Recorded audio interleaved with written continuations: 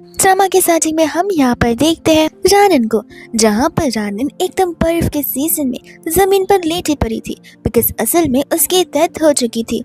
लेकिन हम यहाँ पर रानन के सोल को देख पा रहे थे और रानन को बिलीव नहीं हो रहा था कि यहाँ पर जो पर्सन सबसे पहले उसे ढूंढता हुआ आया है वह उसका खुद का हस्बैंड फू है, जिससे यहाँ पर रानन ने कोई एक्सपेक्टेशंस रखे बिल्कुल नहीं थी बिकॉज यहाँ पर फू की और रानन की एक एग्रीमेंटल शादी हुई थी, यानी कि कॉन्ट्रैक्ट मैरिज। उतने में यहाँ पर वो फू को देखता है, जहाँ पर वो रानन के इस हालत को देखकर उसे बस बचाने की कोशिश कर रहा था। और तब यहाँ पर रानन को समझ आता है कि फू असल में यहाँ पर उससे कितना लव करता है और फू ने यहाँ पर उसके लिए ढेर सारे सैक्रिफाइसेस किए। ये चीज़ यहाँ पर इस वीडियो को देखकर और उस एग्रीमेंट को देखकर यहाँ पर समझ आ रही होती है। वही दूसरा यहाँ पर रानन के साथ साथ फू का भी आज आखिरी दिन था, जहाँ पर रानन ने ये एक्सपेक्ट बिल्कुल नहीं किया था बिकॉज वो चाहती थी कि भले वो इस दुनिया में क्यों ना हो, एटलीस्ट यहाँ पर फू आगे जाकर अपनी ज़िंदगी को कंटिन्यू करे, मूव ऑन होकर अपनी ह्यूमन लाइफ को एक नॉर्मल लाइफ की तरह जिए। लेकिन इतने में यहाँ पर सामने से बहुत ही तेज रोशनी आ जाती है और हम यहाँ पर सीधा स्कूल में पहुँच जाते हैं। एंड यहाँ पर क्लासमेट्स फू के बारे में बात कर रहे होते उसके हियरिंग डिसेबिलिटी को लेकर, लेकिन साथ साथ यहाँ पर बहुत जनों का ये मानना था कि फू दिखने में तो बहुत हैंडसम है, तो उसके हियरिंग डिसेबिलिटी से क्या ही फर्क पड़ता है, ऐसे भी उसे सुनाई तो सारी चीज़ें देती है। उतने में वहाँ पर फू आ जाता है, जहाँ पर रानन जैसे फू को देखती है वो बहुत ज़्यादा इमोशनल हो जाती है बिकॉज पास्ट लाइफ की बातें उसे सब कुछ याद आ रहा था। वो जैसे उसके पास जाती है उसका ब्रेन इतना स्ट्रेस्ड आउट हो जाता है कि वो वहीं पर बेहोश हो जाती है और उस समय यहाँ पर बस यही सोच रही थी कि आई विश ये सब कुछ कोई सपना ना हो। वो इतने में यहाँ से रानन को उठाता है और तुरंत यहाँ पर फार्मेसी की तरफ लेकर चला जाता है। सभी बच्चे उन दोनों को देखकर उन दोनों पर शक करने लग जाते कि कहीं दोनों के बीच कुछ चल तो नहीं रहा है। वही दूसरा यहाँ पर हम फार्मेसी में देखते हैं रानन को, जो कि जैसे यहाँ पर होश में आते उसे समझ आता है कि उसका रीबर्थ हुआ है और ये सब कुछ कोई सपना बिल्कुल नहीं है। फिर हमें यहाँ पर वो अपने पास्ट लाइफ के बारे में बता रही होती है कि किस तरीके से यहाँ पर फू के टुवर्ड्स बहुत ही ज़्यादा रूड पर्सन थी, क्योंकि यहाँ पर फू के साथ रानन की शादी उसके पेरेंट्स ने फिक्स करवाई थी। वो इतनी ज़्यादा रूड थी कि वो तो यहाँ पर फू को मुँह पे बोल देती है कि अगर मेरे पेरेंट्स ने शादी करने के लिए मुझे फोर्स नहीं किया होता तो मैं तुमसे शादी कभी नहीं करती। वो कहता है कि सेम गोस विथ मी, जिसके बाद वो लोग यहाँ पर अपना एग्रीमेंट साइन करते हैं। रानन को सब कुछ याद होता है कि वो यहाँ पर रानन को कितना पसंद करता था, इतना जहाँ पर उसे अपने सारे असेट्स रानन के नाम पर करती है थे। और बस इतना ही नहीं, यहाँ पर रानन के पीठ पीछे उसने हर एक मोड़ पर, हर छोटी से छोटी चीज पर रानन की हमेशा से मदद की है। तो वो जान लेते कि इस बार वो अपनी पिछली वाली गलती बिल्कुल नहीं दोहराएगी। एंड वह यहाँ पर फू को बुलाने लग जाती है, जहाँ पर फू का ध्यान विंडो से बाहर होता है। लेकिन जैसे ही फू से कुछ रिस्पॉन्ड करे, अंकल आंटी यानी कि रानन के मॉम डैड यहाँ पर रोते हुए आ जाते। रानन कहते कि आप फिक्र मत कीजिए, मैं यहाँ पर कम्प्लीटली फाइन हूँ। और अपने यहाँ पर मॉम डैड और भाई को देखकर वो बहुत इमोशनल हो जाती है। उसे प्रीवियस लाइफ की चीज़ें याद आ रही थी कि किस तरीके से यहाँ पर उसके मॉम डैड कितने स्ट्रगल्स किए हुए। एक बार तो यहाँ पर उन्हें किडनैप कर लिया गया था, वो भी किडनी डोनेशन की चीज़ की वजह से, जहाँ पर रानन को अपना किडनी डोनेट करने के लिए कहा गया था अपनी फैमिली के लिए। उस समय यहाँ पर रानन डोनेट करने वाली थी, लेकिन तब वहाँ पर उसी बीच में फू आ गया था, जिसने यहाँ पर रानन के लिए अपनी किडनी सेक्रीफाइस कर दी थी। और ये बात यहाँ पर रानन को उस वीडियो से पता चलती है, जो कि उसने प्रीवियस लाइफ में एज अ सोल देखा हुआ था। तो वो यहाँ पर बहुत इमोशनल थी कि इस बार मैं ऐसा कुछ भी नहीं होने दूंगी। और उस समय यहाँ पर उसका भाई जोहान था, वो कहने लग जाता कि लड़का कौन है, क्या ये तुम्हारा बॉयफ्रेंड है। और इतने में यहाँ पर तो रानन उसे मारने जा रही थी, लेकिन उस समय उसका पैर फिसल कर बेड से गिरने वाला था। और तो यहाँ पर अपने फ्यूचर फादर इन लॉ और मदर इन लॉ के सामने उसका यहाँ पर एक रोमांटिक सीन क्रिएट हो जाता है। इस चक्कर में यहाँ पर रानन का बैंड भी नीचे गिरता है। आंटी यहाँ पर पूछने लग जाता है कि तुमने मेरी बेटी की जान बचाई, और यहाँ पर वो उसे थैंक यू बोलने लगती है। अंकल यहाँ पर बहुत गुस्से में आते हैं, जहाँ पर फू भी डर जाता है कि कहीं अंकल यहाँ पर उसे सुना न ले। बट अंकल तो यहाँ पर एकदम चिल काइंड ऑफ पर्सन थे, जहाँ पर वो उसे थैंक यू भी बोलते और शादी की बात भी करना शुरू कर देते, जहाँ पर रानन को इंटरप्ट करना पड़ता है। और वो उनसे कहते कि जैसा आप सोच रहे हमारी रिलेशनशिप ऐसे बिल्कुल भी नहीं है। तो फिर वो लोग यहाँ पर पूछने लग जाते कि फिर कैसी है, जिसके बाद में यहाँ पर वो अंकल आंटी को बाहर ही भेज देती है। हाँ कहने लग जाता है कि सच सच बताओ आखिर तुम दोनों का रिश्ता क्या है। और इसके पहले कि कुछ यहाँ पर वो बोले, वो उसे भी बाहर निकाल कर दरवाजे को लॉक कर देती है। तब यहाँ पर फू उसकी उस बैंड को नोटिस करता है, जिसके अंदर यहाँ पर घुंघरू लगे हुए थे। इतने में यहाँ पर वो लॉक कर फू के पास आकर उसे थैंक यू बोलती है। उन दोनों के बीच में जैसे इतनी ज्यादा ऑकवर्ड हो जाती है, जहाँ पर तो रानन से गलती से वो ट्रॉली से सारे सामान नीचे गिर जाते और वो यहाँ पर सभी सामानों को वापस समेटने लग जाता है। वही दूसरे यहाँ पर सारे घर वाले थे जो कि कान लगाकर सुनने की कोशिश कर रहे थे कि आखिर इन दोनों के बीच कौन सी बातें चल रही होगी। वही रानन को याद आता कि हमारी क्लास है, अगर हम नहीं गए तो हमें पनिशमेंट मिल जाएगी। वो लोग जाने लग जाते हैं और रानन यहाँ पर जैसे दरवाजा ओपन करती है, सभी के सभी घर वाले उस और गिरने ही वाले थे, बिकॉज वो लोग कान दबाए हुए सारी बातें सुनने की कोशिश कर रहे थे। फिर वो लोग ऐसा करते कि जैसे ऐसे वो लोग यहाँ पर हान पर चिल्ला रहे हो, वो क्लास नहीं जा रहे इस वजह से, और वहाँ से भाग जाते। रानन यहाँ पर ऑकवर्ड फील करने लगता है और उसे सॉरी बोलकर वहाँ से भाग जाती है क्लास के लिए। वो को यहाँ पर रियलाइज होता है कि रानन बिल्कुल नहीं बदली है, और अब बिल्कुल नहीं बदली है से इसका मतलब बहुत कुछ हो सकता है। व्हाट इफ यहाँ पर फू का भी रीबर्थ हुआ हो। रानन तो यहाँ पर क्लास में जाकर अपने डेस्क पे बैठ जाती है और मन ही मन यहाँ पर वो शर्मा रही होती है। वह दूसरे यहाँ पर फू के पास में होता है वो पेन जो कि यहाँ पर रानन का था। फिलहाल के लिए यहाँ पर वो उस चीज को अपने पास रख लेता है। वही दूसरा जैसे यहाँ पर वो अपने डेस्क के पास जाने वाला था, वो क्लासमेट गुस्सा करने लग जाती है और कहती कि अपना डेस्क लो और यहाँ से दफा हो जाओ, मैं तुम्हारी डेस्क में बिल्कुल नहीं बनना चाहती हूँ। तो फिर यहाँ पर बैठने वाला था, लेकिन वो उसके चेयर को धक्का मारता है, साथ साथ उसके बैग को उठाकर फेंक भी देती है। तो फिर वो उसे यहाँ पर बैग उठाने के लिए कहता है, बट वो क्लासमेट बिल्कुल नहीं सुनती। वो तो यहाँ पर उस बैग को कुचलना शुरू कर देती है, जहाँ पर रानन को याद आ रहा था कि ये बैग तो यहाँ पर फू की मॉम की आखिरी निशानी है, जो कि यहाँ पर उसकी मम्मा उसे देकर गई हुई है, और उसे इस बात का बहुत बुरा लगता है। तो फिर यहाँ पर वो फू के लिए स्टैंड लेने लग जाती है एंड कहती है कि किसने तुम्हें कहा कि फू के बाजू में कोई बैठना नहीं चाहता, तो मैं यहाँ पर सबसे वियर्ड लड़की हो। क्लासमेट बोलने लग जाती कि देखो मेरे बीच में ना पड़ो तो बहुत बेहतर होगा।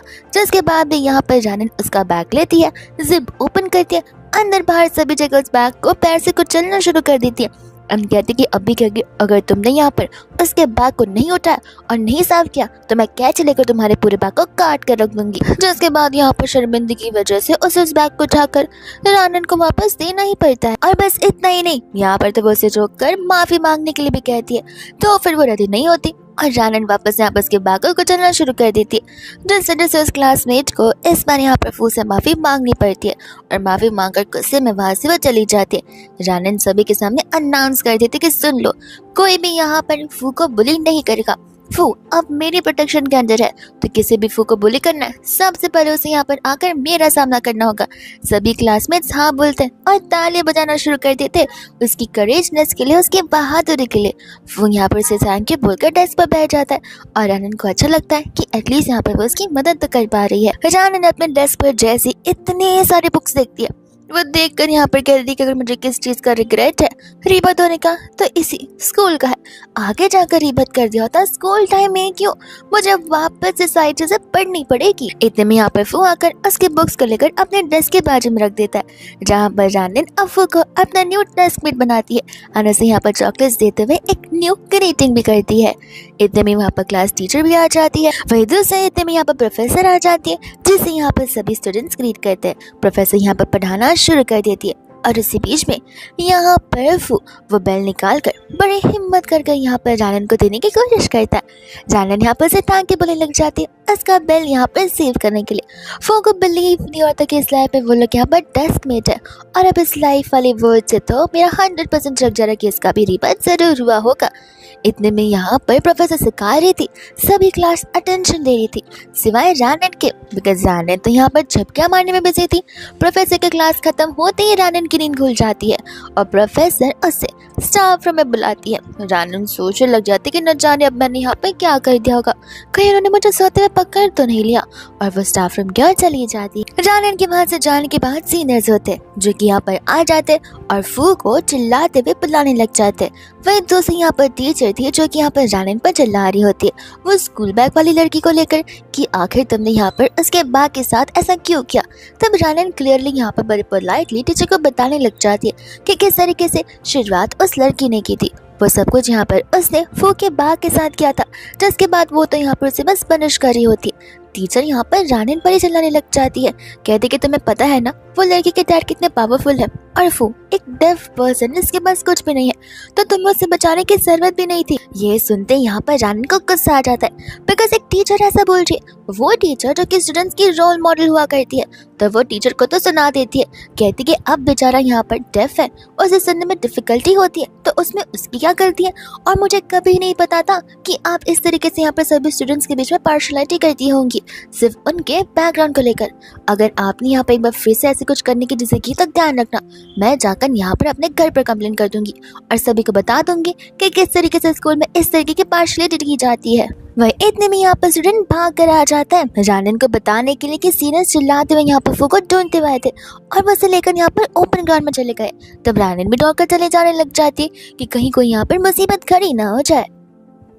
सभी लोग तो यहाँ पर ग्राउंड में इकट्ठा हो जाते हैं। जैसे ही वहाँ पर रानन जाती वो सीनियर जी को नोटिस करती है। फिर उसे याद आता है कि किस तरीके से प्रीवियस लाइफ में यहाँ पर जी ने बेचारे फू को कितना ज्यादा बुली किया था, इतना बुली किया था कि बड़े होने के बाद यहाँ पर तो फू एकदम ही कोल्ड और हार्ड क्रूअल पर्सन बन चुका था, जहाँ पर उसे किसी भी चीज को लेना देना बिल्कुल नहीं था। पर रानन सोचती कि इस बार ऐसा नहीं होगा, मैं यहाँ पर इसी को तो बिल्कुल नहीं छोड़ूंगी। अगर उसने यहाँ पर फू के ऊपर उंगली उठाने की भी कोशिश की तो जहाँ पर तो जी फू के ऊपर गुस्सा कर रहा होता है कि तुम्हारी हिम्मत कैसी हुई यहाँ पर मेरी बहन को बुली करने की, आज तो मैं यहाँ पर तुम्हें बिल्कुल नहीं छोड़ूंगा। वो बहन वाला वर्ड सुनकर यहाँ पर तो रानन को डीसी की याद आने लग जाती है। वो डीसी जो कि फ्यूचर में भी उसके साथ थी, यानी कि पास्ट लाइफ में। वही इतने में यहाँ पर वो लोग फू को एक जोर से पंच मारते हैं, जिस पंच की वजह से यहाँ पर फू को बचपन के ड्रामा याद आ जाते। वो ड्रामा जहाँ पर उसने बचपन में बहुत कुछ सहा था, पेरेंट्स की अब्यूसिव चीजें, पेरेंट्स का आपस में झगड़ा होना, और वो एक ऐसी फैमिली में पड़ा पड़ा है जहाँ पर शांति और पीस नाम की कोई चीज एग्जिस्ट करती ही नहीं थी।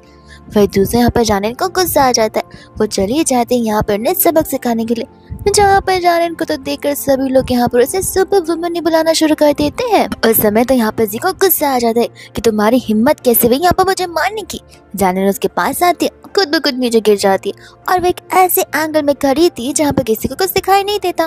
तो रानन यहाँ पर रोना शुरू कर देती है कि तुमने मुझे थप्पड़ मारा, मुझे धक्का मारा। यहाँ पर बेचारी एक सॉफ्ट गर्ल, एक बेचारी बच्ची को, लड़की को तुम्हें यहाँ पर बुली करते हुए शर्म नहीं आ रही? तुमने मुझ पर हाथ कैसे उठा दिया? सभी लोग यहाँ पर रानन की बात पर बिलीव करने लग जाते, और इसी चीज को लेकर तो यहाँ पर वो लोग सुनाना शुरू कर देते कि आखिर तुम यहाँ पर ऐसा कैसे कर सकते हो। तब जी तो यहाँ पर घबरा जाता है कि अब सबको लग रहा हो कि मैं इतना ज्यादा फूल और इतना ज्यादा लूज पर्सन हूँ कि मैं यहाँ पर एक लड़की पर हाथ उठा रहा हूँ। तो वह सभी को समझाने लग जाता है, और रानन मौके का फायदा उठाकर उसकी पैंट खींचना शुरू कर देती, जहाँ पर जी बस अपनी इज्जत बचाने की कोशिश कर रहा था। जी यहाँ पर रानन को वार्निंग देता है, और रानन उसकी बात बिल्कुल नहीं सुनती है। कहती कि चलो अब उसका यहाँ पर हियरिंग डिवाइस दे दो तो मैं तुम्हें छोड़ दूंगी। और जैसे वो हियरिंग डिवाइस देता है वो उसके पैंट को ही छोड़ देती है, जहाँ पर सभी स्टूडेंट्स जोर जोर से हंसने लग जाते हैं उसकी येलो कलर की पैंटीज को देखकर।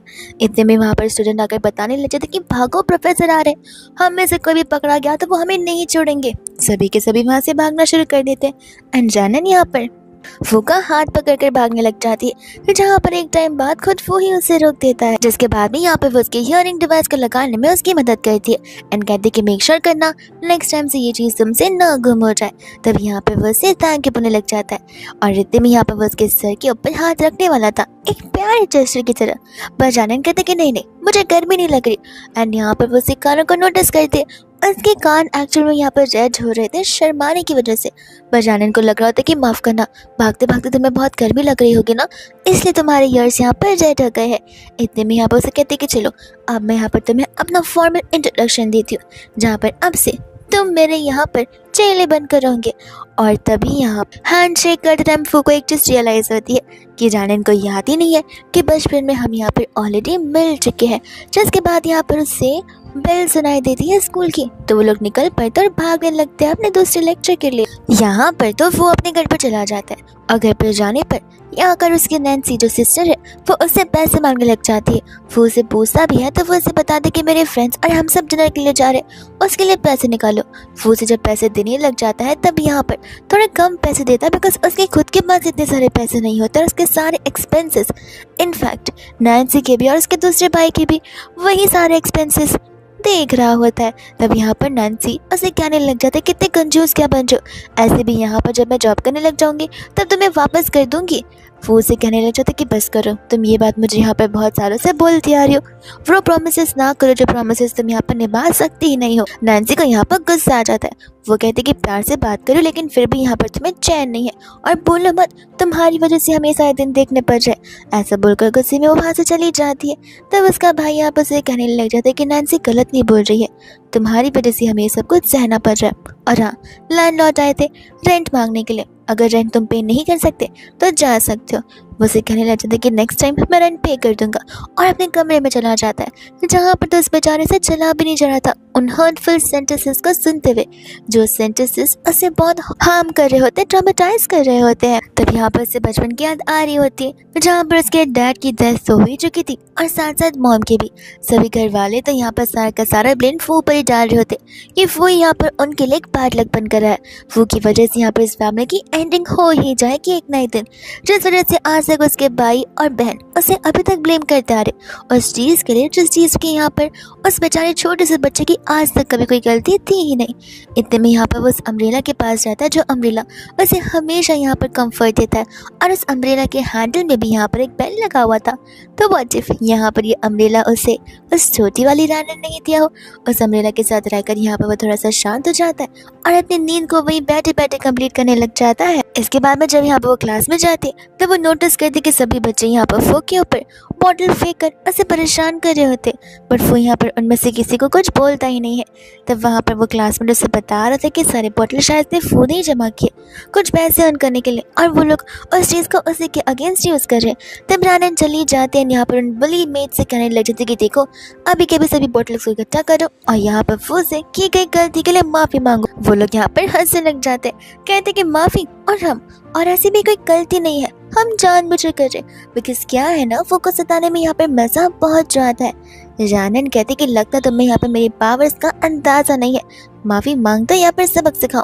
वो कहने लग जाते कि हम क्यों तुम्हें सुने तुम्हारी बातें, तुम होती कौन हो हमें यहाँ पर ऑर्डर देने वाली।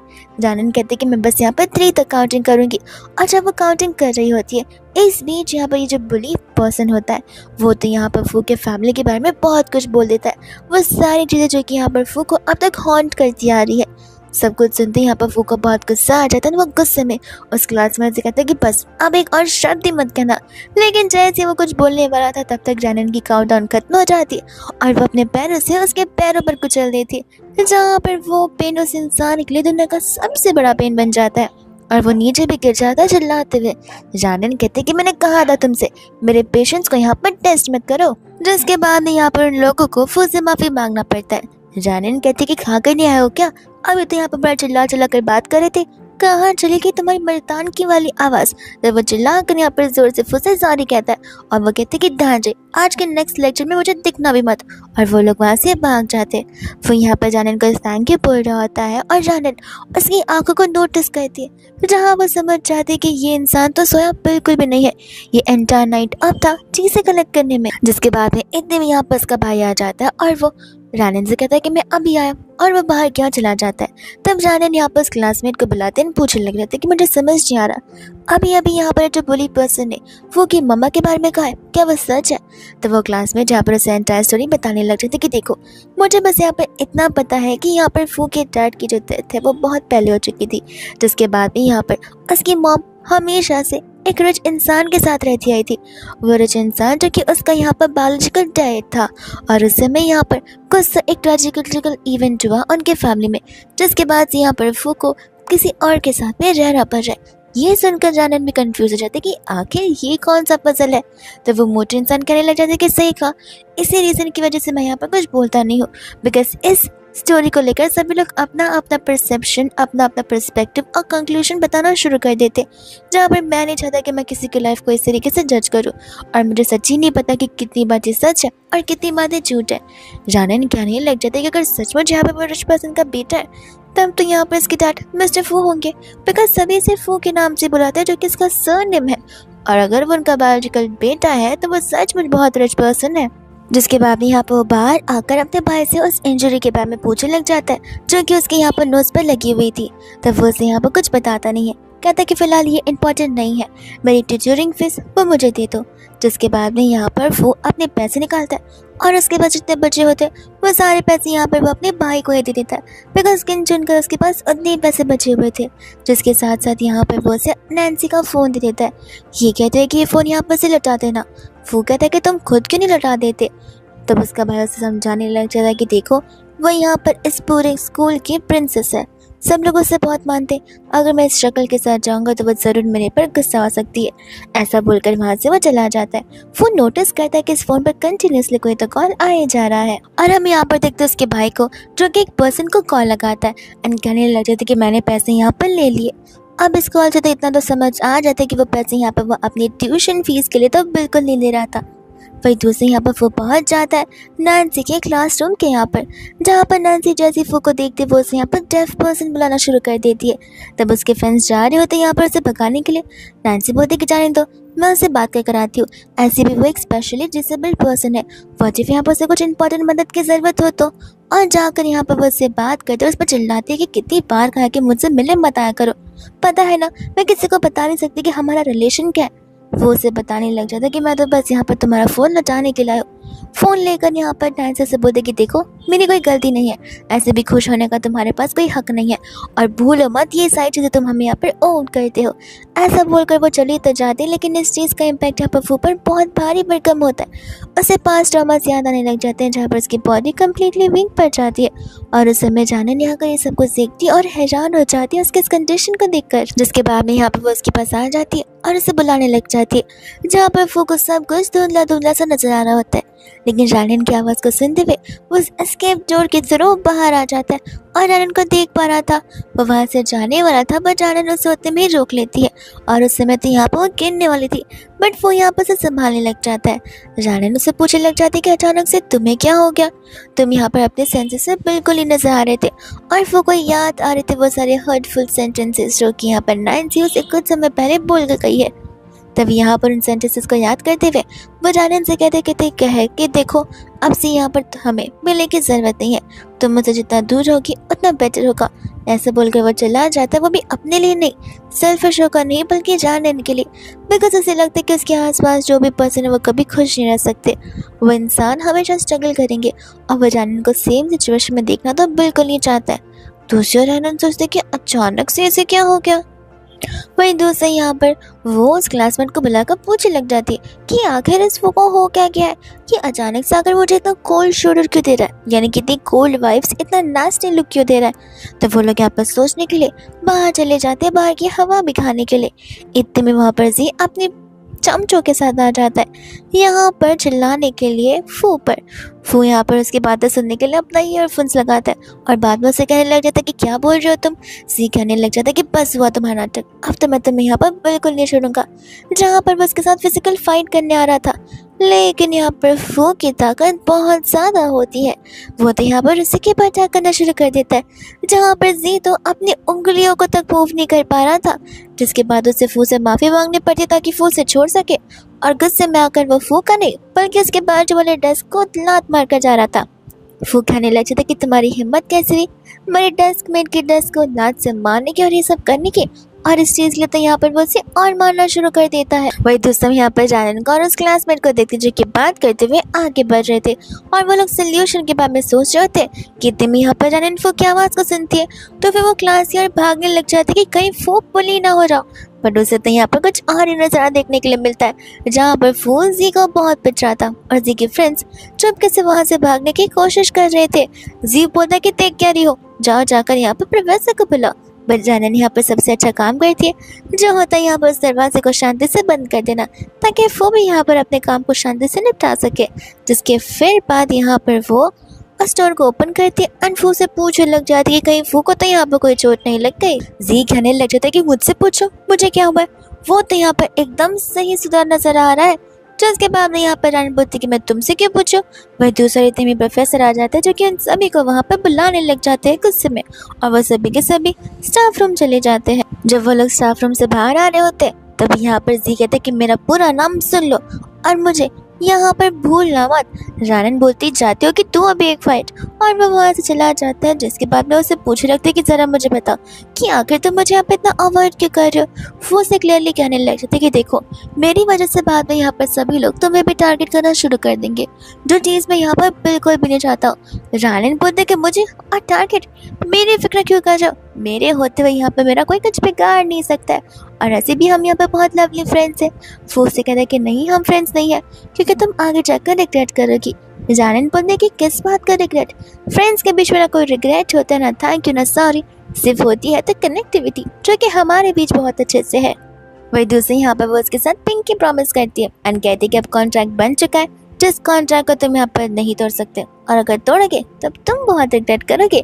इतने में उससे पूछने लग जाता है कि कल वीकेंड है, कल तुम क्या कर रहे हो। वो उसे मना कर देता है ये कहते हुए कि वो बिजी है, ऐसे कुछ काम है, और इतना कहकर वहाँ से वो चलना चाहता है, जहाँ पर जानन को बुरा लगता है बिकॉज वो सोच रही थी कि वो यहाँ पर फू के साथ वीकेंड स्पेंड करना चाहती है। फिर इसके बाद में हम यहाँ पर वीकेंड का डे देखते हैं, जहाँ पर कार में बैठ कर कोई तो यहाँ पर फू के ऊपर नजर रख रहा था एंड वो यहाँ पर कैफे में वीकेंड्स पर अक्सर काम किया करता है। तब उस समय वहाँ पर हम देखते हैं हान को और तो जानन को, जहाँ पर हान ने जानन के लिए इन्फॉर्मेशन निकाला कि आखिर फू वीकेंड्स पे करता क्या है।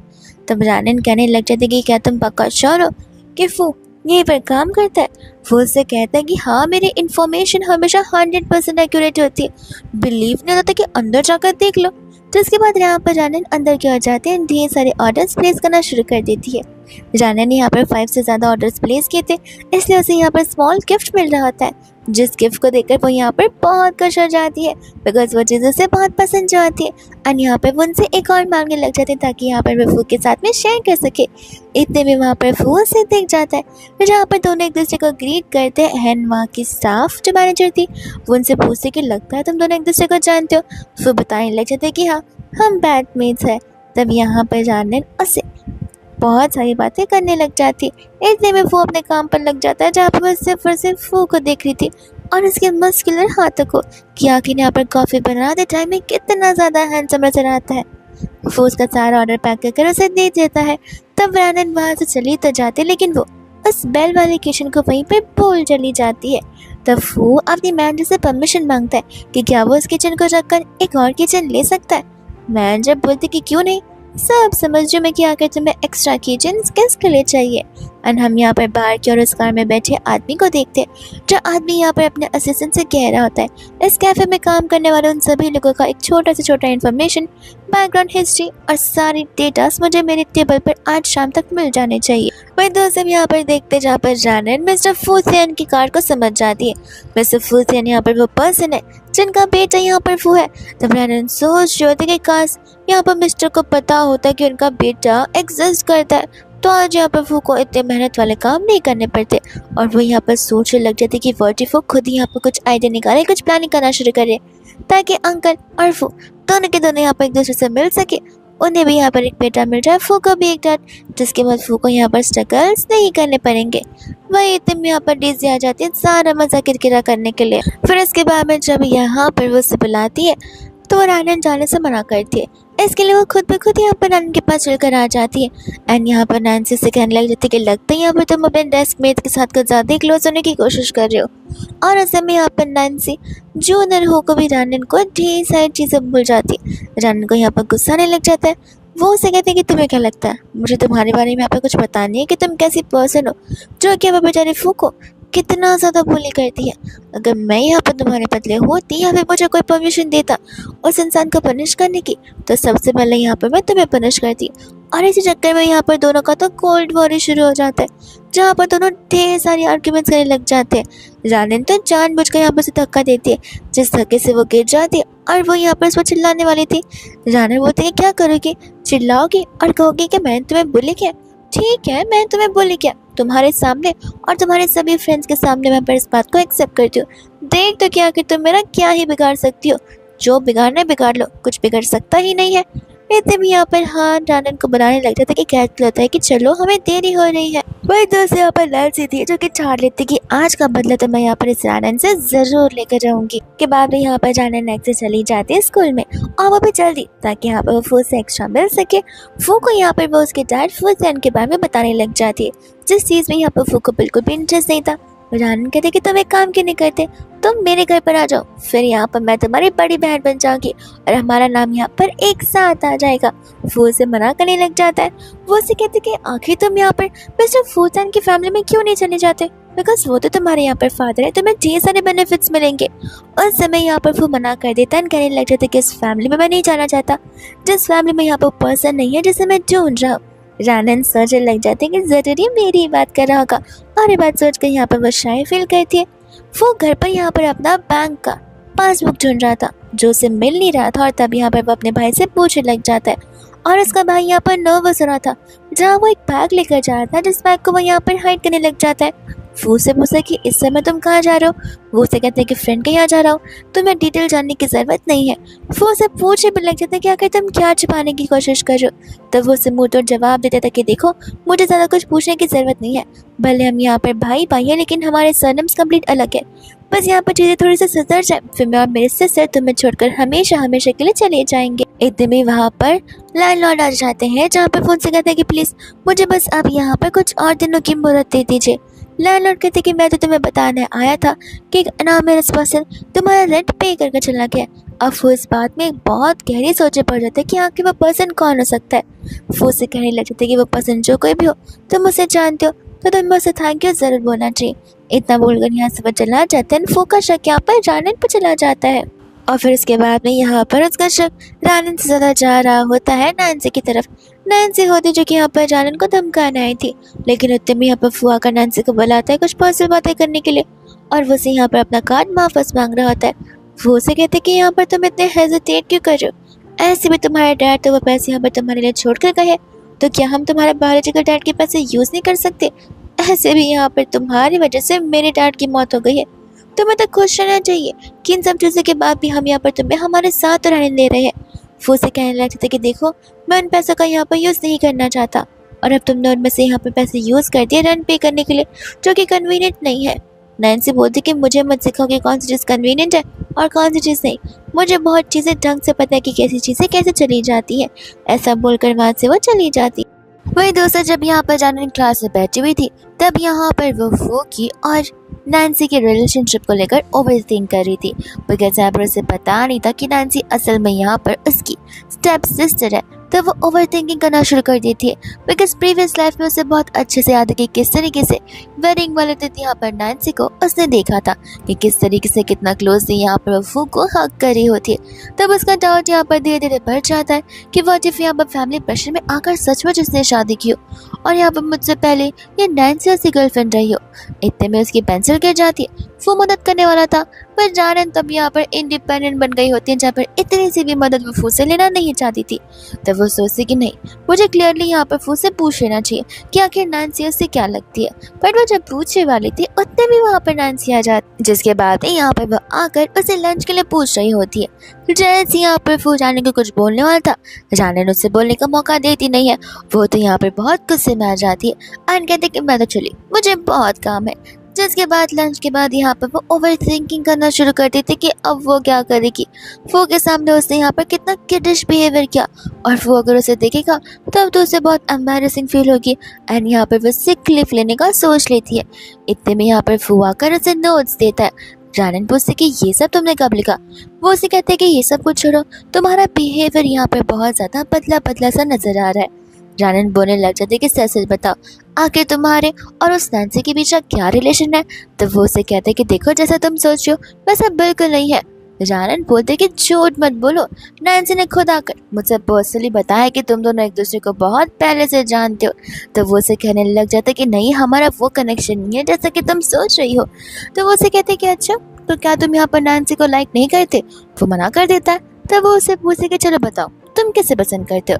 और उस समय जैसे वो कुछ बोलने वाला था, नैन्सी वापस से आ चिपकती है। फिर इसके बाद में यहाँ पर वो लोग बाहर जाकर बात करने लग जाते हैं। जानन को यहाँ पर गुस्सा आता है कि अगर वो यहाँ पर से पसंद नहीं करता तो क्या मेरे सवालों का जवाब देना उसकी फर्स्ट प्रायोरिटी नहीं होनी चाहिए।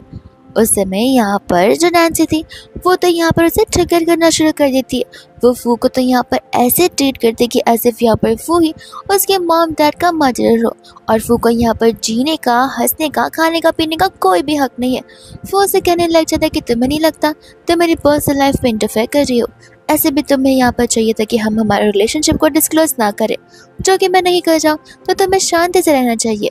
वो उसे कहने लग जाते कि बेहतर होगा अगर तुम बताओ नहीं कि हम दोनों भाई बहन हैं, बिकॉज कितना बुरा लगेगा मुझे, और जानते हुए कि मैं इतनी पुअर फैमिली से बिलोंग करती हूँ। खैर मुझे फ़र्क नहीं पड़ता कि आखिर यहाँ पर क्या चला, लेकिन उस लड़की से दूर जाओ। वो इतने में यहाँ पर से कुछ बोलने वाला था जहाँ से वो चली जाती है और रैनन वहाँ पर आ जाती है। वो को कुछ अनईजी सा फील हो रहा होता है। बस जानन को यहाँ पर उसके भाई का कॉल आता है जहाँ पर वो उसे प्रिंसिपल के स्टाफ रूम में बुला रहा था।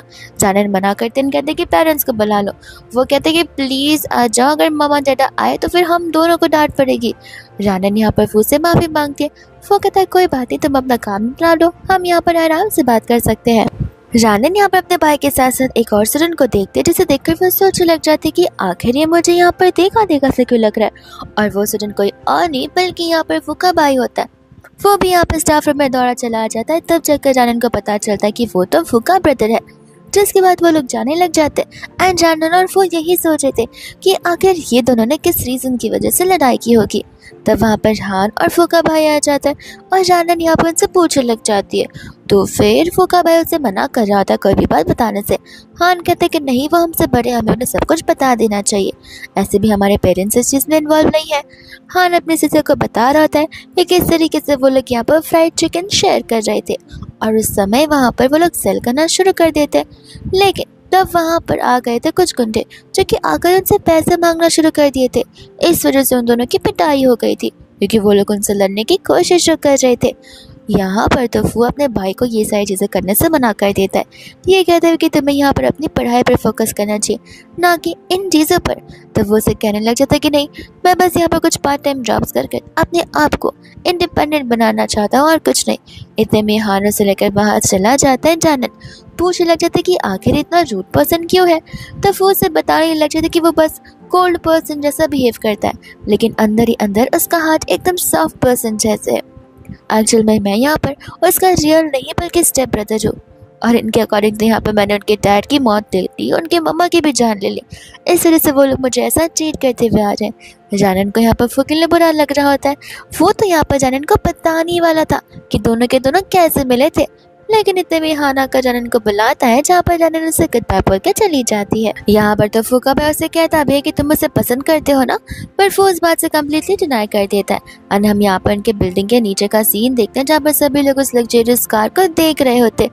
वो जैसे ही वहाँ से जाने लग जाता है, असिस्टेंट आकर फू को रोकता है और उसे यंग मास्टर कहकर बुलाता है। तब वो उसे कहने लग जाता है कि माफ़ करेगा, आपने गलत इंसान को पहचान लिया।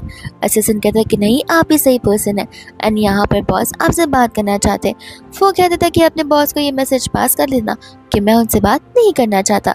ऐसा बोलकर वहाँ से वो चले ही जाते हैं और असिस्टेंट यहाँ पर अपने बॉस से सॉरी बोलने लग जाता है, जहाँ पर हम देखते हैं फू की सारी इंफॉर्मेशन मिस्टर फूसियान के पास अवेलेबल होती है एंड यहाँ पर वो उसकी मॉम का पता लगाने के लिए कह देते हैं। तब यहाँ पर नैन्सी आकर वो से कहने लग जाती है कि क्या तुम भी अपने डैड के पास जाना चाहते हो। वो कहने लग जाता है कि फिक्र मत करो, मैं इस घर से तो जाऊँगा लेकिन अपने डैड के पास नहीं, खुद के बलबूते पर जाऊँगा। फिर इसके बाद हम यहाँ पर देखते हैं जानन को, जो कि यहाँ पर घर जाने के बाद अपने पास्ट वाले ईयर्स के एलिमेंट्री स्कूल के फोटो बुक को ढूंढ रही होती है। तब यहाँ पर हान से कहने लग जाता है कि इतनी पुरानी फोटोज का तुम क्या करोगे। जानन कहते हैं कि मुंह बंद रखो एंड तब यहाँ पर उसे डाउट होता है कि कहीं नैन्सी और वो यहाँ पर भाई बहन तो नहीं है, और ये बात कंफर्म करने के लिए वो फू के घर पर चली जाती है। बट उसके साथ साथ यहाँ पर तो जानन को एक और चीज इसके अंदर दिख जाती है। वो भागकर जाते उसे घर पर और बोलने लग जाते कि तुम और मैं एक दूसरे को यहाँ पर एलिमेंट्री स्कूल से जानते आ रहे, और ये बात तुमने मुझे यहाँ पर बताई भी नहीं। फिर मानी मरन कहने लग जाता कि कैसे बताता, मैं यहाँ पर एक लड़का हूँ, अगर बताता कि तुम मुझे अभी भी याद हो, मैं तुम्हें हर बार देखते आ रहा हूँ, तो मैं कितना क्रीपी साउंड करता। फिर आनंद से कहता है कि मुझे याद तो था बट मुझे कंफर्म नहीं था, इसलिए मैंने कभी यहाँ पर पूछा नहीं, ये सोच रही थी कि मिसअंडरस्टैंडिंग होगी। वही दूसरे यहाँ पर आनंद का पेट आवाज़ करने लग जाता है। फिर से कहता है कोई बात नहीं, खा कर जाना, मैं यहाँ पर डिनर ही प्रिपेयर कर रहा था। एंड बाद में यहाँ पर वो लोग डिनर करने के लिए बैठ जाते हैं, जहाँ पर आनंद उससे बातें करने लग जाती है और उनकी बातें यहाँ पर बहुत ही ज़्यादा डीप टॉक्स बन जाती है, जहाँ पर तो वो एक्सप्लेन कर रहा होता है कि क्यों उसे यहाँ पर अपने डैड के साथ आगे नहीं जाना है। वो यहाँ पर अपने डैड को बहुत पसंद करता है, उन्हें एडमायर करता है, लेकिन बस तकलीफ ये है कि क्या कभी भी उन्हें पता नहीं था कि आखिर उनका एक खुद का बेटा भी है, जो इतने सालों बाद जाकर उन्हें सारी बातें पता चल रही है। और क्या मेरे बर्थ के समय उन्होंने यहाँ पर मेरी मम्मा का ध्यान रखने का कुछ सोचा भी नहीं, और इन्हीं रीजंस की वजह से यहाँ पर वो उनके पास जाना ही नहीं चाहता। और भी ढेर सारी चीज़ें होती है। रानन यहाँ पर उसे कंफर्ट करी थी, उसे मोटिवेट कर दी कि तुम्हें ज़्यादा ओवरथिंक करने की ज़रूरत नहीं है, जो कुछ भी होगा ठीक ही होगा। इतने में ही वहाँ पर डिनर करते करते उसका भाई आ जाता है। रानन कहते कि अब तो मुझे यहाँ से चले जाना चाहिए, पर यहाँ पर फूका भाई कहता है कि नहीं नहीं, मैं तो बस बेडरूम की ओर ही जा रहा था, तुम दोनों आराम से बैठकर डिनर कर सकते हो। और जब रानन आने लग जाती है तब वहाँ पर नैन्सी आ जाती चिल्लाते हुए कि आखिर ये लड़की यहाँ पर इस घर में क्या कर रही है। पर दूसरे यहाँ पर तो नैन्सी इस बात को लेकर बहुत बड़ा हंगामा क्रिएट कर देती है। वह सारे सामान को गुस्से में फेंकने में लग जाती है। वो से बोलने लग जाती है कि आखिर तुम्हारी प्रॉब्लम क्या है। नैन्सी बोलती है कि सचमुच तुम्हें पता नहीं कि आखिर मेरी प्रॉब्लम क्या है। मैं तुम्हें बताना चाहती हूँ कि तुम यहाँ पर खुश होना डिजर्व नहीं करते हो, बिकॉज तुम्हारी वजह से मेरी एंटायर फैमिली जा चुकी है और अब मुझे यहाँ पर एक ऑर्फन लड़की बनकर रहना पड़ रहा है, ऐसे लोगों के साथ जिनके साथ मैं यहाँ पर रहना भी नहीं चाहती हूँ। तब यहाँ पर फूको ढेर सारे वही सारे हर्टफुल चीज़ें बोलने लग जाती है। तब वहाँ पर फूका भाई आकर नैन्सी को यहाँ पर कमरे में जाने के लिए कहता है और वह यहाँ पर फूको फिक्र करने से मना करता है। वो उसे कहने लग जाता है कि तुम जब चाहो तब जा सकते हो, मैं बड़ा हो चुका हूँ जहाँ पर मैं नैन्सी का ध्यान खुद रख सकता हूँ। तुमने हमारे लिए ऑलरेडी बहुत कुछ किया है और अब मैं यहाँ पे तुम पर ज़्यादा बर्डन नहीं डालना चाहता। तुम्हारी जब मर्जी होगी तुम जा सकते हो, और अगर तुम फिलहाल यहाँ पर अपने आप पर कॉन्सेंट्रेट कर लो तो तुम्हारा करियर आगे बहुत ब्राइट और बड़ा भी है। वो उसकी बातों को सुनकर यहाँ पर बहुत इमोशनल हो जाता है। फिर बाद में हम यहाँ पर स्कूल का सीन देखते हैं जहाँ पर आ जाता है जा, और जाकर यहाँ पर आकर वो जानन को चिल्लाना शुरू कर देता है। तब यहाँ पर जानन उसे बताते कि नहीं तुम गलत समझ रहे हो, असल में यहाँ पर जो नैन्सी है वो फू की लिटिल सिस्टर है। ये सुनते यहाँ पर जी को सब कुछ समझ आ जाता है। वो कहने लगता है कि तभी मैं सोचूं कि जब भी मैं यहाँ पर उसके पास आने की कोशिश करता हूँ हर बार यहाँ पर वो गुस्से में क्यों आ जाता है। जैसे ही वहाँ पर फू आता है वो तो फू को यहाँ पर स्नैक्स ऑफर करने लगता है और सभी के सभी यहाँ पर क्लास वालों के सामने अनाउंस कर देता है कि अब से वो यहाँ पर उसके बड़े भाई जैसा है, अगर कोई भी फू को परेशान करेगा तो वो यहाँ पर बिल्कुल नहीं बच पाएगा। ऐसा बोलकर वो उसे गुड बाय बताते होकर चला जाता है। फू रानन से पूछने लग जाता है कि इससे अचानक से क्या हो गया, क्या इसने खाने में कुछ मिलाकर खाया था। रानन से कहते कि नहीं तो मैंने बस तो उसे इतना बताया कि यहाँ पर नैन्सी तुम्हारी यंगर सिस्टर है और देखो कैसे वो तुम्हें प्लीज करना शुरू कर चुका है। वही दूसरा यहाँ पर फोटो चला जाता है ब्रेक के लिए और तब वहाँ पर आ जाती है नैन्सी जो आकर यहाँ पर बैठ जाती है रानन के बाजू में, और उस समय यहाँ पर वो उसे बहुत ही ज़्यादा सेल्फिशनेस के साथ बात कर रही होती है एंड कहते कि तुम्हें पता अगर सभी को पता चल गया कि यहाँ पर मैं गिरी हूँ और तुमने मुझे गिराया तब कोई तुम्हें नहीं छोड़ेगा। और ऐसा बोलते हुए खुद गिर जाती है और यहाँ पर ऐसे बिहेव करते कि एज इफ मैं बहुत करीब हूँ और यहाँ पर रानन को मेरी सच्चाई पता चल गई है, इसलिए एज अ अमीर किड होने के नाते मुझे बुली कर रही है। सभी लोग इस चीज़ के लिए यहाँ पर रानन को जज करने लग जाते। इनफैक्ट प्रिंसिपल भी वहाँ पर आ जाती जो रानन पर चिल्ला रही होती कि इस बार तो तुमने यहाँ पर लिमिट्स क्रॉस करके रख दी है। रानन समझाती भी है कि उसने कुछ नहीं किया, बट कोई इसकी बातों पर बिलीव करने के लिए रेडी नहीं था। इतने में वहाँ पर फू आ जाता है जो कि साफ साफ बता रहे थे कि उसने यहाँ पर रानन पर पूरा ट्रस्ट है, वो ऐसा नहीं कर सकती। नैन्सी कहते कि लगता तुम मुझसे कुछ ज़्यादा ही लव करते हो। फू कहते कि लव का तो पता नहीं बचा, मुझे उसके पर 110% भरोसा है कि वो ऐसा नहीं कर सकती है। इतने में यहाँ पर किसी के पास कोई एविडेंस नहीं होता लेकिन रानन के पास जरूर होता है, बिकॉज नैन्सी के आते उसने कॉल रिकॉर्डिंग शुरू कर ली थी। वो कॉल रिकॉर्डिंग उन्हें सुनाने लग जाती है जहाँ पर सभी को समझ में आ जाता है कि अगर रानन ने उसे धक्का दिया भी होता तो भी रानन की गलती नहीं थी, बिकॉज यहाँ पर तो नैन्सी ऑलरेडी उसे कितना कुछ बोल चुकी है। पर उसके बाद में जब वो लोग यहाँ पर हाथ पकड़कर एक साथ स्कूल के बाहर जा रहे थे उस समय वहाँ पर वापस से असिस्टेंट आ जाता है जो कि यहाँ पर फू से बात करना चाहता था, और इस बार यहाँ पर वो आए थे वो भी उसकी मॉम की तरफ से। तब यहाँ पर क्यूरियस था अपनी मॉम से मिलने के लिए, जिसके बाद में यहाँ पर वो रानन से कहता है कि कोई बात नहीं मैं उनसे मिलकर घर चला जाऊँगा। अब वो गुड बाय बोलकर जाने लग जाता है, बट फिर भी रानन उसका पीछा जरूर करती है। फू जाकर यहाँ पर उनका वेट कर रहा था कि इतने में वहाँ पर आंटी आ जाती है और फू उन्हें देखकर बता सकता है कि वो उसकी रियल मम्मा है ही नहीं, बस उन दोनों की शक्ल यहाँ पर थोड़ी बहुत मिलती जुलती है। आंटी कहने लग जाती कि क्यों चौंक गए, लगती हूँ ना मैं यहाँ पर तुम्हारे मॉम की जैसी। और दोरस आंटी ने तो यहाँ पर फू को एंटायर डे वेट करवा दिया था अपनी ये फेक शक्ल दिखाने के लिए। इतने में यहाँ पर उसे पता चलता है कि वो आंटी का एक बायोलॉजिकल बेटा है जिसका नाम यहाँ पर वेन है, और असल में यहाँ पर वेन को किडनी ट्रांसप्लांट की सख्त जरूरत है। तब यहाँ पर वो समझ जाता है कि आखिर यहाँ पर चीज़ें क्या चल रही है। इतने में यहाँ पर फू के रियल डैड वहाँ पर आ जाते जो कि फू से बस प्यार से बात करना चाहते थे, लेकिन आंटी की वजह से यहाँ पर अंकल उसे फिलहाल के लिए घर की ओर भेज देते और आंटी को यहाँ पर समझा रहे होते कि उसे ऐसा नहीं करना चाहिए। आंटी गुस्से में आकर यहाँ पर अपना वाइन का ग्लास फेंक देती है एंड कहती कि तुम्हें यहाँ पर अभी भी उस इंसान के लिए परवाह है और मेरे बच्चे के लिए नहीं, जिसके लिए यहाँ पर मुझे किडनी ट्रांसप्लांट की ज़रूरत है और ये बेचारा पूरा ज़िंदगी अपने व्हील चेयर पर नहीं बैठ सकता। उस चक्कर में दोनों का झगड़ा होने लग जाता है, जहाँ पर वैन वहाँ से जाता है और जाकर यहाँ पर फिर वो फू को बुली करने लग जाता है। उसके मॉम को लेकर उसे प्रोवोक कर रहा होता है, उसे ट्रिगर कर रहा होता है। गुस्से में आकर फू भी उसका गला दबाने लग जाता है और सभी घर लोग उन्हें सेव करने आते हैं, जहाँ पर वो चला जाता है। और उसे आज यहाँ पर बहुत ज़्यादा हर्ट फील हो रहा था कि सब कुछ होते होने के बाद भी यहाँ पर उसके पास उसके हाथों में कुछ भी नहीं बचा है। एंड यहाँ पर इतने में आ जाती है जानन उसके लिए अम्ब्रेला लेकर, वही अम्ब्रेला लेकर जो कि यहाँ पर बचपन में उसने फू ने दिया हुआ था और फू ने भी अम्ब्रेला यहाँ पर जानन को उस दिन रिटर्न कर दिया था जैसे यहाँ पर वो उसके घर पर आई हुई थी। तब यहाँ पर वो आंसू से लेकर चली तो जाती है बट वो खुद भी भीग जाती है। तो उसके बाद यहाँ पर फूको से अपने खुद के शर्ट देने पड़ते जो कि जानन के लिए तो यहाँ पर इनफ होता है। पर दूसरा बार में यहाँ पे वो तो उसकी हेयर भी ट्राई करता है। दोनों के दोनों तो ऐसा कपल एक दूसरे के साथ रह रहे होते। इतने में यहाँ पर जानन फू से प्रॉमिस करने के लिए कहती है कि वो किसी भी चीज़ से गुजरा होगा तो वो सारी चीज़ें यहाँ पर जानन को जरूर बताएगा। वो उस चीज़ को लेकर यहाँ पर जानन से प्रॉमिस करने लग जाता है और उससे कहता है कि मैं यहाँ पर सो जाऊँगा, तुम जाकर यहाँ पर मेरे बेडरूम में सो जाना।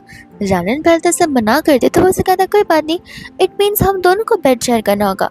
और इस सुनते ही यहाँ पर बेडरूम में भाग कर चली जाती है और अपने आप को यहाँ पर काम डाउन करने की कोशिश करती है कि नहीं नहीं तुम कुछ ज़्यादा ही सोच रही हो, यहाँ पर तो सिर्फ सोने का मतलब सोना ही होता और कुछ भी नहीं। इतने में उसे यहाँ पर साइड टेबल पर एक फोटो फ्रेम नजर आती है, जिस फोटो फ्रेम को देखकर यहाँ पर वह समझ जाती है कि जरूर यहाँ पर फू की मम्मी होगी। वही दूसरा जब वो लोग वहाँ से जाने लग जाते हैं उस समय यहाँ पर अंकल वापस से फू से मिलने के लिए आ जाते हैं। आने समय यहाँ पर वो जानन को कुछ समय के लिए दूरी जाने के लिए कहता है। जब यहाँ पर फू उससे बात कर रहा होता है तब उसके डैड यहाँ पर चाहते थे कि फू यहाँ पर घर पर वापस आ जाए, जिस चीज़ के लिए यहाँ पर फू अपने डैड को अच्छे से पोलाइटली समझाता भी है कि वो यहाँ पर खुद ही ठीक है, वो एक इंडिपेंडेंट पर्सन है जहाँ पर उसे किसी के घर की किसी की हेल्प की और स्पेशली किसी की चैरिटी की कोई ज़रूरत बिल्कुल भी नहीं है। अंकल कहने लग जाते कि तुम मेरी बात समझ नहीं रहे हो, मेरा बेटा है जिसे अब किडनी ट्रांसप्लांट की सख्त ज़रूरत है। वो यहाँ पर हंसने लग जाता है, कहता है कि इसका मतलब ये है कि आप मुझे घर पर वापस बुलाना चाहते हैं बिकॉज यहाँ पर मैं आपका बेटा हूँ, इसलिए नहीं बल्कि इसलिए बिकॉज आपके बेटे को यहाँ पर किडनी ट्रांसप्लांट की ज़रूरत है, जिस चीज़ के लिए आप मेरा बहुत अच्छे से यूज़ कर सकते हैं। अंकल कहने लग जाते कि ऐसा मत कहो, मैं इसके बदले यहाँ पर तुम्हें तुम्हारा ईयर्स अच्छे से ठीक करके दे दूँगा जहाँ पर तुम प्रॉपरली उस ईयर से सुन पाओगे, फिर तुम यहाँ पर एक हाफली डिसेबल पर्सन नहीं कहलाओगे। वो यहाँ पर कहने लग जाता है कि ज़रूरत नहीं है, मैं ऐसे ही ठीक हूँ। और इतने में यहाँ पर जानन आती है जिससे पता चलता है कि आखिर वो क्या बातें कर रहे थे और उस समय यहाँ पर वो अंकल पर बहुत चिल्लाती है। अंकल फू से कहते कि सोच लो, ये पैसे, ये ईयरिंग, ये सभी चीज़ें यहाँ पर तुम्हें आगे जाकर तुम्हें और तुम्हारी गर्लफ्रेंड को खुश करा सकती है। पैसे से यहाँ पर सब कुछ तोला जा सकता है।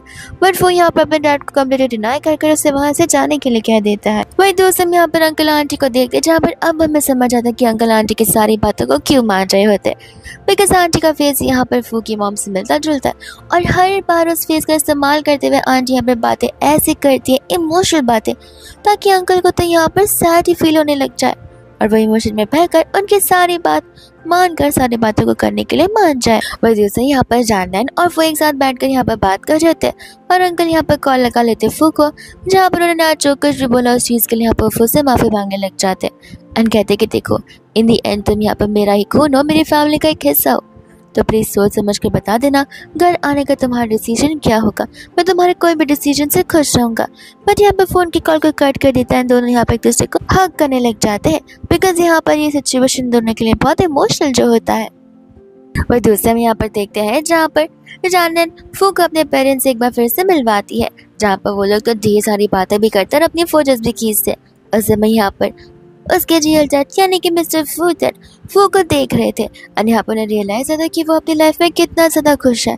अगर मैंने यहाँ पर अपने डैड होने की सारी रिस्पॉन्सिबिलिटी निभाई होती तो आज ये पर्सन दुनिया के सभी चीज़ों को ऑन करता और सारी चीज़ें डिजर्व करता है। वही दूसरे यहाँ पर अंकल होते हैं जब यहाँ पर अपने टॉक्सिक वाइफ के साथ सारा रिलेशनशिप खत्म करना चाहते, वो आकर यहाँ पर डिवोर्स पेपर सबमिट कर देते हैं। आंटी इमोशनल कार्ड प्ले करने की कोशिश करती है, बट अंकल इस बार बहकावे में बिल्कुल नहीं आते।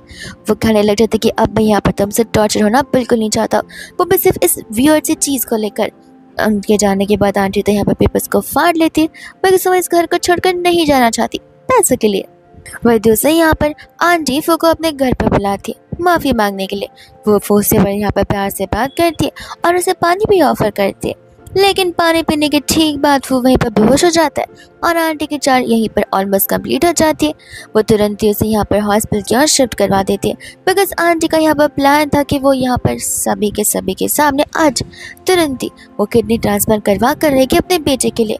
जिसके बाद यहाँ पर वो दोनों के दोनों ऑपरेटिंग रूम में जाते हैं। जानन को यहाँ पर समझ आ जाता है कि कुछ तो गड़बड़ है, तो वो तुरंत ही सभी को कॉन्टैक्ट करती है और हॉस्पिटल पहुँचने के लिए कहती है। मिस्टर फू और जानन यहाँ पर दोनों सेम समय पर आ जाते हैं और तब यहाँ पर डॉक्टर्स बताने लग जाते हैं कि जो यहाँ पर उनका बेटा है यानी कि वैन, वो जिंदा नहीं है। ये सुनते यहाँ पर आंटी हैरान हो जाती है कि आखिर ऐसा कैसे हो सकता है। तब डॉक्टर्स बताने लग जाते कि उसने ऑपरेशन के पहले यहाँ पर ढेर सारे स्लीपिंग पिल्स खाए थे। स्लीपिंग पिल्स एक खाना ठीक है, लेकिन ढेर सारे एक साथ वो यहाँ पर हेल्थ को नुकसान पहुँचाता है, विच मीन्स अब इन चीज़ों की वजह से जान भी जा सकती है और ये दुर्घटना आपके बेटे के साथ हुई है। तब आंटी यहाँ पर इन सभी चीज़ों के लिए वापस से दोषी ठहराने लग जाती है फू को, जिस चीज़ को लेकर तो यहाँ पर जानन आंटी से झगड़ने लग जाती कि सारी गलती यहाँ पर आपकी है। और उस समय यहाँ पर उन्हें वैन का एक लेटर मिलता है, जिस लेटर के अंदर यहाँ पर वैन ने लिखा था कि आप कभी एक अच्छी मॉम नहीं बन सकती। माना कि मुझे अब किडनी ट्रांसप्लांट की ज़रूरत है, लेकिन किसी की जान देखकर नहीं। और रोज़ मैं यहाँ पर आपको इस तरीके से डैड को मैनिपुलेट करता नहीं देख सकता। ये झगड़े, ये चीज़ें ऐसे मुझसे सहन नहीं होगी। आगे जाकर मैं अपनी लाइफ को अपलिफ्ट कर कभी नहीं जी पाऊँगा। दुनिया भर मुझे यहाँ पर ज़िंदगी भर के लिए अपनी आंखें झुकाकर सभी से मिलनी पड़ेगी, इसलिए मैं यहाँ पर इस लाइफ को चाहता ही नहीं हूँ। आंटी को रियलाइज होता है कि उन्होंने कितनी बड़ी गलती कर दी है एंड यहाँ पर वो सब कुछ गिव अप करने के लिए रेडी हो चुकी थी, बस अपने बेटे को वापस पाने के लिए। बट ऑलरेडी यहाँ पर बहुत देरी हो चुकी थी। इतने में वहाँ से अंकल फू को वो लेटर देने लग जाते, जो लेटर यहाँ पर उसकी ओरिजिनल मम्मा उसके लिए छोड़ के गई थी। उस लड़के को पढ़कर यहाँ पर फू बहुत इमोशनल हो जाता है। अंकल कहते कि मैं मानता हूँ तुम मुझे कभी भी एज अ डैड एक्सेप्ट नहीं कर सकते हो, लेकिन मैं तुम्हें बताना चाहता हूँ कि आज से लेके आने वाले दिन तक कभी भी तुम्हें मेरी ज़रूरत पड़ेगी तो मेरे यहाँ पर घर के दरवाजे हमेशा तुम्हारे लिए खुले और अपॉर्चुनिटीज़ भी। इतने में हम यहाँ पर जानन और वो के ग्रेजुएशन सेरेमनी को देखते, जहाँ पर वो लोग फाइनली ग्रेजुएट हो ही जाते। एंड जानन ने अपना सारा गोल कंप्लीट कर दिया था, जहाँ पर अब उसका और फू का मेन गोल यही होता है कि दोनों फॉरएवर शादी के बाद एक साथ रहे, जो कि कंटिन्यू ज़रूर होता है। और इसी के साथ ये ड्रामा यहीं पर खत्म हो जाता है।